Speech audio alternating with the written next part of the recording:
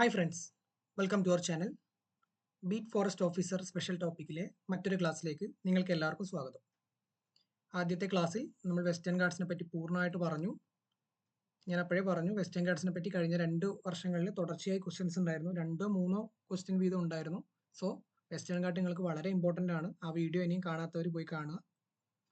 ഇന്ന് നമ്മൾ ഈ ഒരു ഭാഗത്ത് നിന്ന് ഇനി ചോദിക്കാൻ സാധ്യതയുള്ള ഒരു ടോപ്പിക്കാണ് തിരഞ്ഞെടുത്തിരിക്കുന്നത്. അതായത് state of the forest, global, Indian and Kerala scenario, അതേപോലെ തന്നെ എൻവയോൺമെന്റ് ആൻഡ് ഫോറസ്റ്റുമായിട്ട് ബന്ധപ്പെട്ട ഇമ്പോർട്ടൻറ്റ് ഇവൻറ്റ്സ്, ഡേറ്റ്സ്, ഇതൊക്കെയാണ് നമ്മൾ നോക്കാൻ പോകുന്നത്. Okay, state of the forest, global, Indian and Kerala scenario. ഈ ഭാഗത്ത് നിന്ന് കുറച്ച് ഫാക്ച്വൽ ആയിട്ടുള്ള കാര്യങ്ങൾ നിങ്ങൾക്ക് പഠിക്കാനുണ്ട്. അതങ്ങനെ തന്നെ ബൈഹാർട്ട് ചെയ്ത് വെക്കുക. ചിലപ്പോൾ ഈ ഭാഗത്ത് നിന്ന് ചോദ്യം വരാം. ഓക്കെ, നമുക്ക് ആദ്യം ഗ്ലോബൽ സിനാരിയോ നോക്കാം. ഫുഡ് ആൻഡ് അഗ്രികൾച്ചർ ഓർഗനൈസേഷൻ്റെ global forest resource assessment report പ്രകാരം, ഈ report food and agriculture organisation എല്ലാ വർഷവും പുറത്തുവിടാറുണ്ട്. 2025 റിപ്പോർട്ട് പ്രകാരം ഗ്ലോബൽ ഫോറസ്റ്റ് കവർ എന്ന് പറയുന്നത് 32% of the total land area ആണ്. ഓക്കെ, അതായത് ലോകത്തെ ടോട്ടൽ ലാൻഡ് ഏരിയയുടെ 32% ഫോറസ്റ്റ് കവറാണ്. മനസ്സിലായല്ലോ? ഇത് പഠിക്കുമ്പോൾ തന്നെ നിങ്ങൾ ഫുഡ് ആൻഡ് അഗ്രികൾച്ചർ ഓർഗനൈസേഷനെ പറ്റി കൂടി ഒന്ന് ഓർത്തിരിക്കുക. UN-ന്റെ ഒരു ഡെസിഗ്നേറ്റഡ് ഏജൻസിയാണ്. പോവർട്ടിയും മറ്റു കാര്യങ്ങളൊക്കെ തടയുന്നതിന് വേണ്ടിയിട്ടുള്ള ഒരു ഏജൻസിയാണ്. ഇതിൻ്റെ ഹെഡ് ക്വാർട്ടേഴ്സ് റോമിലാണ്. റോം എവിടെയാ? ഇറ്റലി. അതേപോലെ ഇത് ഫോം ആയത് 1945-ലാണ്. ഓക്കെ ഓക്കെ ഇവിടെ മറ്റൊരു കാര്യം കൂടി ഇവിടെ തന്നിട്ടുണ്ട്. Europe has the largest forest area, accounting 25% of the world total. ലോകത്തിൻ്റെ 25% ഫോറസ്റ്റും ഹോൾഡ് ചെയ്തിരിക്കുന്നത് യൂറോപ്പിലാണ്. അതും കൂടി ഓർത്തിരിക്കുക. ഓക്കെ, ഏരിയ വൈസ് ആണ് ഏറ്റവും കൂടുതൽ. എന്നാൽ പ്രൊപ്പോർഷൻ വൈസ് നോക്കുകയാണെങ്കിൽ സൗത്ത് അമേരിക്കക്കാണ് ഏറ്റവും കൂടുതൽ. അവരുടെ ലാൻഡിൻ്റെ 49% ഫോറസ്റ്റ് ആണ്. ഓക്കെ, ആമസോൺ മഴക്കാടുകൾക്ക് എവിടെയാ?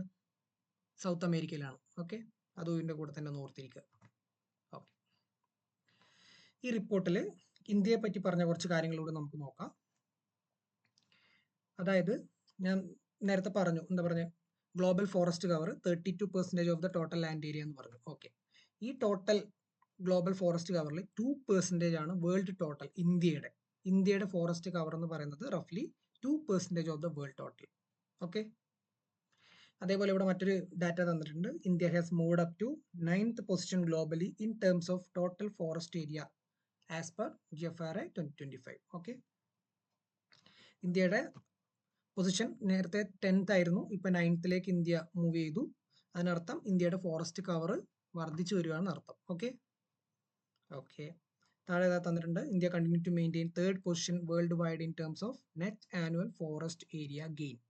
ഇപ്പം ഇന്ത്യയുടെ ഫോറസ്റ്റ്, നമ്മുടെ ഫോറസ്റ്റേഷൻ പ്രോഗ്രാംസ് കൊണ്ട് വർദ്ധിച്ചു വരികയാണ്. ഇന്ത്യയുടെ ഫോറസ്റ്റ് കവർ കൂടി വരികയാണ്. ഓക്കെ, ഇതൊക്കെ നിങ്ങൾ ഫാക്ച്വൽ ആയിട്ട് ഓർത്തിരുന്നാൽ മതി. ഓക്കെ ഓക്കെ അപ്പോൾ നമ്മൾ ഗ്ലോബൽ സിനാരിയോ നോക്കി. ഇനിയിപ്പോൾ നമ്മൾ ഇന്ത്യൻ ഫോറസ്റ്റ് സ്റ്റാറ്റസ് നമുക്കൊന്ന് നോക്കാം. നമ്മുടെ ഇന്ത്യയുടെ ടോട്ടൽ ലാൻഡ് ഏരിയയുടെ 21.76% ആണ് ടോട്ടൽ ഫോറസ്റ്റ് കവർ എന്ന് പറയുന്നത്. ഓക്കെ, അതേപോലെ സ്റ്റേറ്റ് വൈസ് ഒരു ക്ലാസിഫിക്കേഷൻ കൂടി ഇവിടെ തന്നിട്ടുണ്ട്. സ്റ്റേറ്റ് വൈസ് നോക്കുകയാണെങ്കിൽ ഏറ്റവും കൂടുതൽ ലാർജസ്റ്റ് ഫോറസ്റ്റ് കവർ ഉള്ള ഒരു സ്റ്റേറ്റ് ആണ് മധ്യപ്രദേശ്. മധ്യപ്രദേശ് കഴിഞ്ഞാൽ അരുണാചൽ പ്രദേശ് കഴിഞ്ഞാൽ മൂന്നാമത് ഛത്തീസ്ഗഡ്. ഇത് മൂന്നൊന്ന് ഓർത്തിരിക്കുക. മധ്യപ്രദേശ് എന്തായാലും ഓർത്തിരിക്കുക. ഏറ്റവും കൂടുതൽ ഫോറസ്റ്റ് കവർ ഉള്ളത് മധ്യപ്രദേശിലാണ് ഓർത്തിരിക്കുക. Okay, India ranked 5th among the top global carbon sinks. എന്താ കാർബൺ സിങ്ക് എന്ന് വെച്ചാൽ എല്ലാവരും ഒന്ന് പറഞ്ഞേ. അതായത് നാച്ചുറൽ ഓർ ആർട്ടിഫിഷ്യൽ ആയിട്ടുള്ള ഒരു റിസർവോയർ. അതായത് കാർബൺ ഡൈ ഓക്സൈഡ് നമ്മൾ എത്ര അറ്റ്മോസ്ഫിയറിലേക്ക് റിലീസ് ചെയ്യുന്നു അത്രയും തന്നെ വലിച്ചെടുക്കാൻ കൂടി കഴിവ് നമുക്ക് ഉണ്ടെന്നാണ് അതിനർത്ഥം. Carbon sink. Okay okay okay global scenario നോക്കി, ഇന്ത്യയുടെ സിനാരിയോ നോക്കി. ഇനി കേരള ഫോറസ്റ്റ് സ്റ്റാറ്റസ് കൂടി ഒന്ന് നോക്കുക. Kerala's recorded forest area is approximately 29.66% of its geographical area. കേരളത്തിന്റെ ടോട്ടൽ ജോഗ്രഫിക്കൽ ഏരിയയുടെ 29.66% ഭാഗമാണ് ഫോറസ്റ്റ് കവർ. ഓക്കെ, ഈ ഇത് പഠിക്കുമ്പോൾ തന്നെ ഡിസ്ട്രിക്ട് വൈസും കൂടി ഒന്ന് നോക്കുക. ടോട്ടൽ ഫോറസ്റ്റ് കവറിൻ്റെ ഡാറ്റ ഇവിടെ തന്നിട്ടുണ്ട്. ഏറ്റവും കൂടുതൽ ഫോറസ്റ്റ് കവർ ഉള്ളത് ഇടുക്കിയിലാണ്. അത് നിങ്ങൾക്ക് എല്ലാവർക്കും അറിയായിരിക്കും, നമ്മൾ മൂന്നാറൊക്കെ പോകുമ്പോൾ കാണുന്നതല്ലേ. അതേപോലെ തന്നെ ഏറ്റവും കുറവുള്ളത് ആലപ്പുഴയിലാണ്. ഈ രണ്ട് കാര്യങ്ങൾ കൂടി ഇതിൻ്റെ കൂടെ ഒന്ന് ഓർത്തിരിക്കുക. ഓക്കെ. അപ്പം നമ്മൾ ഗ്ലോബൽ സിനാരിയോ പറഞ്ഞു, ഇന്ത്യൻ സിനാരിയോ പറഞ്ഞു, കേരളത്തിൻ്റെ സിനാരിയോ പറഞ്ഞു, ഫോറസ്റ്റ് കവറിൻ്റെ ഡാറ്റ എത്രയാണെന്ന് പറഞ്ഞു. അതൊന്ന് ഓർത്തിരിക്കുക. എത്ര പെർസെൻറ്റേജ് ആണെന്നെങ്കിലും നിങ്ങളൊന്ന് ഓർത്തിരിക്കാൻ ശ്രമിക്കുക. ഇത്ര സ്ക്വയർ കിലോമീറ്റർ അങ്ങനെ ഇങ്ങനെയൊക്കെ ഒരുപാട് ഡാറ്റകൾ തന്നിട്ടുണ്ട്. എല്ലാം പഠിച്ചു വെക്കണ്ട, അറ്റ്ലീസ്റ്റ് ആ പെർസെൻറ്റേജ് ഒന്ന് ഓർത്തിരിക്കുക. ഓക്കെ. ഇനി നമുക്ക് important events, dates related to forest and environment ഒന്ന് നോക്കാം. ഇത് പല എക്സാമുകൾക്കും വരാറുണ്ട്. ഈ ഒരു എക്സാമിന് മാത്രമല്ല, ഇതിൻ്റെ സ്പെഷ്യൽ ടോപ്പിക്കിന് മാത്രമല്ല ചോദിക്കാറ്, മറ്റ് പല എക്സാമുകൾക്കും ചോദിക്കാറുണ്ട്. എൻവയോൺമെൻറ്റും ഫോറസ്റ്റ് ഒക്കെ ആയിട്ട് ബന്ധപ്പെട്ട ഇമ്പോർട്ടൻ്റ് ആയിട്ടുള്ള കുറച്ച് ഡേറ്റ്സ്. ഓക്കെ, നമുക്ക് ആദ്യം മുതൽ തുടങ്ങാം, ഒരു ക്രമത്തിൽ അങ്ങ് പോവാം. ഇത് നിങ്ങൾ എങ്ങനെ തന്നെ ബൈ ഹാർട്ട് പഠിച്ചു വെക്കണം, ചോദ്യം വന്നിട്ടുണ്ട്. ഓക്കെ, ഫസ്റ്റ് ഡേറ്റ് നോക്കൂ. ഫെബ്രുവരി 2. ഫെബ്രുവരി 2 എന്താ? ലോക തണ്ണീർത്തട ദിനം.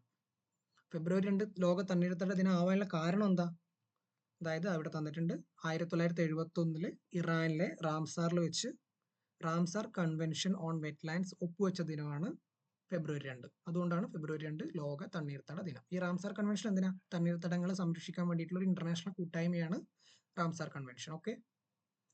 അപ്പം അത് പഠിക്കുമ്പോൾ തന്നെ ഒരു കാര്യം കൂടി ഓർത്തിരിക്കുക, ഇന്ത്യയിലെ ലാർജസ്റ്റ് റാംസാർ സൈറ്റ് സുന്ദർബൻസ് ആണ്. ഓക്കെ, സുന്ദർബൻസ് എവിടെയാ? വെസ്റ്റ് ബംഗാൾ. ഓക്കെ, അതൊന്ന് ഓർത്തിരിക്കുക, സുന്ദർബൻ ഡെൽറ്റ. കേരളത്തിൽ റാംസാർ ഉണ്ടോ? റാംസാർ സൈറ്റ്സ് ഉണ്ടോ? ഉണ്ട് അല്ലേ? ഇതാ ഇവിടെ തന്നിട്ടുണ്ട്. കേരളത്തിൽ 3 റാംസാർ സൈറ്റുകളുണ്ട്. അഷ്ടമുടി ഉണ്ട്, അഷ്ടമുടി ലേക്ക്, ശാസ്താംകോട്ട ലേക്ക് ആൻഡ് വേമ്പനാട്. ഓക്കെ, ഇതും കൂടി അതിൻ്റെ കൂടെ ഓർത്തിരിക്കുക. 3 റാംസാർ സൈറ്റുകൾ കേരളത്തിൽ. ഓക്കെ, ഇപ്പോൾ ഫെബ്രുവരി 2 മറന്നു പോകാൻ പാടില്ല. നെക്സ്റ്റ് മാർച്ച് 3, ഒരു ക്രമത്തിൽ തന്നെ പഠിച്ചു. ഫെബ്രുവരി 2 പഠിച്ചു. Next March 3. മാർച്ച് 3 ലോക വന്യജീവി ദിനം.